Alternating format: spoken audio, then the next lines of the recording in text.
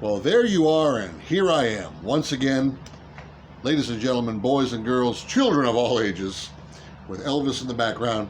It is time for another episode of the Karaoke Chronicles, episode number 5. All right, so where we last left off, I was talking about the in-betweeners, as I was trying to call them, but they were actually not really in-betweeners. These were places that I was going while going to other places, but they were places that I only went a small handful of times. And as I said at the end of that episode, we're going to return to Joe T's and a few other places, because now we are up to the year 2001, and I was talking about a place in Halifax that I had gone to on some Friday nights, and still don't, no, actually I think they were Wednesday nights. Maybe, I don't know, everything just kind of runs into each other after a while. Still don't remember the name of the place, but it was like a sports bar, and it was fun, and my friend Brenda Marie was doing the karaoke hosting duties there at that time. But now, returning to Joe T's. Now, at this point, I'm no longer hosting as I was on Thursday nights. We remember a couple episodes ago, we talked about how Carl had made me the Thursday night host. Well, sometime in the late summer, early fall of 1999, actually it was fall of 1999, the owners there decided that they wanted to go with somebody else as host. You know, I'd done my time, I'd done a couple of years, so you know, they just wanted to rotate out and have somebody different come in and do it.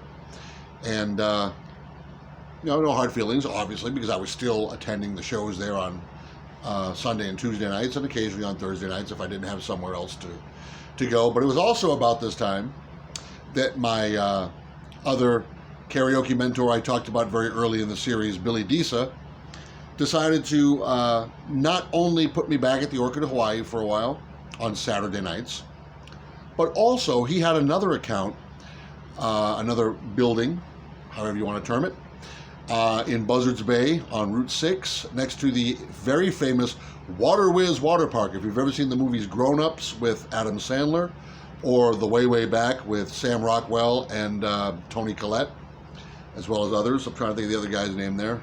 Steve Carell. The Way, Way Back there. A lot of that movie was shot at Water Whiz Water Park.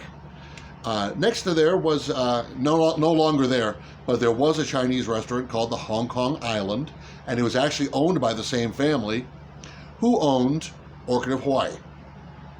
So Billy was doing karaoke there on Friday nights, obviously the night that he wasn't doing Orchid of Hawaii, so there was no conflict of interest there, no scheduling conflict, if you will. So Billy, being the busy guy that he was, not only being a karaoke host and a musician, saxophone player, but he was also a police officer. So he needed other people like Carl Bach. Billy needed other people to cover his gigs with their times where he couldn't for whatever reason. But I came to enjoy the Hong Kong and was there on Friday nights. Henry, the bartender and manager, was always very good to me. And a collected group of people that came down there, but there were also some people from the Orchid of Hawaii who came down there. You might remember when I talked about the Orchid before, I talked about Wanda and Doug Howard. May they both rest in peace, miss them both. They came there, as well as, I remember Wanda's daughter, Talia, would come in to sing with some friends of hers, and Liz Sleeper, Liz, when she's married now. I can't remember her last name now, because a lot of shots to the head, you know what I mean? But you know, all these wonderful folks that came in, and then there were some guys from the area, from the Wareham area, who would come in and sing, and they would sing together with wonderful vocal harmonies. They were dubbed the Buzzards Bay Temptations because they were that good. They were very soulful guys. And yeah, good times down there. And around this time also, Billy would ask me if I would cover his Thursday nights at the 6th Bristol on it was Ashley Boulevard in New Bedford. And now this was an interesting joint, because it was a club, and also had a small restaurant in there. That's going to fit into my story later on down the road. But the 6th Bristol had a big stage. It was on a big dance floor, and it was actually like a little cubby off to the side of the stage where we would set up the equipment and run it from there, and with long mic cords taped, gaffer taped to the floor, or duct tape as most people would know it as, would run extensions out to the stage. And so the stage would have the television on a stand at the base of the stage facing upwards so people could read the lyrics, and then you'd have 2 mics on stands, wired mics of course, so that people could sing up there. And that drew a great crowd too, and an old friend of mine came to see me in there, Mickey Reynolds, guitar player from the band Wildcard, and not only guitar player but vocalist as well. He and his wife came in and saw me there a few times when I would play. Sometimes I would be the host by myself. Sometimes I would be the host with Billy. Sometimes I would host with another person working for Billy. I don't think I was ever alone. I think I was always paired up with somebody, and that made it easier, a little bit more fun, and not a whole lot of like really memorable stories from this place, except that it was there was a lot of hospitality, very polite people that ran the club, and very nice people that welcomed us there with open arms, and we sang. And then there was a guy named Sil, short for Sylvester, and Sil would come in and he would sing a lot of Motown and classic R&B and stuff, and he was great. Sil was fantastic. I always enjoyed listening to him. So here I was at this point, hosting at the Orchid, hosting at the Hong Kong, hosting at the 6th Bristol, Thursday, Friday, Saturday night, one after the other. And when I wasn't doing those, Sundays and Tuesdays, I was still hanging out at Joe T's. And then any other night of the week, if I found out that there was another place, hosted karaoke someplace, I would head on over there as well. But it was also about this time that Carl Bach was doing shows at the Hideaway restaurant in Middleborough Center, over on Depot Street. In the, if you're familiar with Middleborough, the Everett Square area. And Carl would have me come in and do some fill-ins for him over there. I'm going to be 1,000% honest with you. This was not one of my favorite places to play. The Hideaway is a great restaurant. They have great food. Traditionally always have. I don't know if they're still open anymore, but kind of a rough crowd that came into this place. I remember a couple of incidents where I thought things might get ugly, but luckily I had friends there that were willing to back me up, and the owner was willing to back me up, because there was just some people that, maybe had too much to drink, or maybe just had an attitude problem in general. I don't know. But crises is crises a plural of crisis? I don't know. But they were averted. Nothing ever happened. But we had a couple close calls.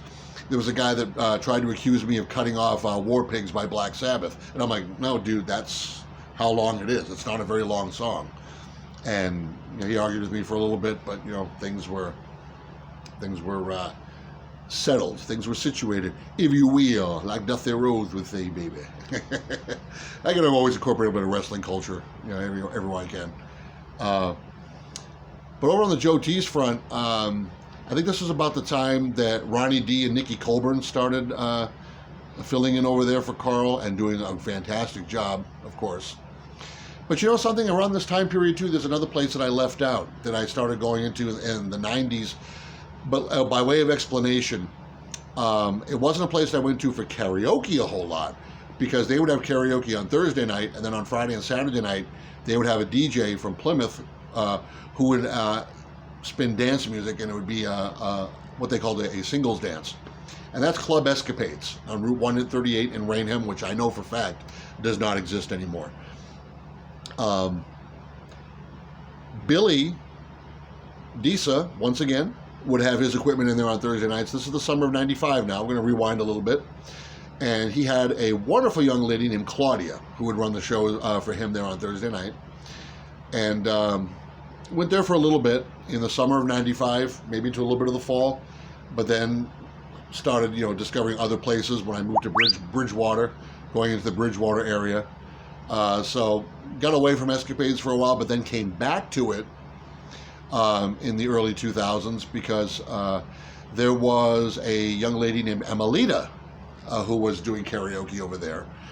Different company, and they were also handling the singles nights on Friday and Saturday night, but I wasn't really going to those because I was going to, or Hawaii or Hong Kong or other places. And then once again, the Thursday night didn't last too much longer because then Billy had commissioned me to go do the 6th to Bristol in New Bedford. So, these were some interesting times. This was kind of trying to find my footing, if you will, a little bit. But Joe Tease would come into the picture once again, as in 2002. Now I'm living now in Dartmouth, Massachusetts, and on Sunday nights I would go to Joe Tease to hang out and sing, and Kimmy Spicer, may she rest in peace, the once again the wonderful and beautiful general manager of Joe Tease and owner's daughter, asked me if I would come in and do Wednesday nights, and they were actually getting ready to kick off a karaoke contest, of which I would kind of actually be co-hosting with Kimmy. So I said, yeah, sure, it sounds great. And the karaoke contest was interesting. Don't remember who won the first, second, third place, but I remember there was judges that were unknown to the contestants, and I just remember a lot of angry contestants coming and yelling at me because they didn't win. And it's like, well, I'm not the judge, I'm just the host, I'm just the one cranking in your tunes here while y'all sing. So that was a fascinating time, but didn't last long. Lasted maybe 5 or 6 weeks, maybe 8 weeks, I can't remember. It wasn't, I don't know why I was let go from this at this point in time, but it just kind of didn't matter to me. It was just another phase, it was another chapter. And we then jump ahead to the year 2000. So when did I move to Taunton? I moved to Taunton in 2003. So roughly about 2005, I think it was. Fran Lawton, the owner of Escapades, asked me to come in and run karaoke for her on Thursday and Friday nights. And at first I said, no, not interested. I just want to go hang out at other people's shows and sing at their shows. And this is roughly about the time that Jillian's Sports Pub on Bay Street in Taunton came into my flight pattern, if you will. And I would go there on, that was Thursday night too, I think. Yeah, that was Thursday. And then they had a karaoke contest of which I participated, didn't win, of course, but met some wonderful people there. And then we were hanging out at Escapades because this is about the time, because Nikki Colburn was now hosting over there at Jillian's for Carl Bach. And then she was also hosting a few other spots here and there that, again, everything runs into each other. You can't remember names of places all the time. But there was a group. It was kind of this nomadic group of gypsies, if you will, that would just go to all these different places and sing. And we followed Nikki. We were Nikki's following. So here I thought, okay, so now let me fast forward a few months, talk to Fran once again, because Nikki had pulled out of Escapades because she had to go do another gig. So I said to Fran, okay, because I had my own equipment. My speakers are actually sitting over there. My road case is on the other side of the living room here in Florida. But I had my own equipment by this time, and I said, okay, let me come in and give it a shot. Let me do your Thursdays and Friday nights for you. And didn't work out. I hoped that everyone that followed Nikki was going to follow me, but no, they followed Nikki. Loyalty, There was also a brief period of time where I would do center fields on Route 138 in Rainham, the old BB Binks, which has been a few other things since. That was filling in for a guy named Crazy Harry, who was also a student of Carl Bach's. And I came in with my equipment, did my thing, even hosted a New Year's Eve party for them one year. That didn't work out. Then I went back to the old Jillian's, which was now called Home Plate, and I did some things there on, I think it was Tuesday night, and that did not work out at all. I was there 5 weeks and just didn't like the vibe in there. It was like putting David Bowie in the middle of a Shadows Fall concert. Everybody's like, hey, well, what's Grandpa doing here? Well, I'm supposed to be running your karaoke, but it wasn't a good match. It wasn't a good fit, so I just got out of it. And went back to Escapades and finished out my stuff there. And then essentially I was only doing Friday nights at Escapades. So this is the end of Vic doing club karaoke. running it and also going in as a customer in Massachusetts. Yes, because then later I would move out of Massachusetts to come to Florida, where I am now. And excuse me, there's only one place that I've done karaoke here, and that's at a place that we'll talk about in a future episode. But we're also going to go back to the mid-90s and talk about another facet, because I wanted to put everything separate. So we'll talk about the nursing homes. As most people know, I do sing in nursing homes and senior centers and assisted living centers. Some of you watching will probably be like, well, when's Vic going to talk about that? That's what we're going to start on the next episode. We're going to talk about the nursing home years and talk about some wonderful and some interesting stories on the road there as well. Please feel free to hit subscribe, and thank you for watching these videos, the Karaoke Chronicles. Feel free to leave a comment. Just please be polite. I've been Vic, you've been you. Y'all be good now. We'll see you next time.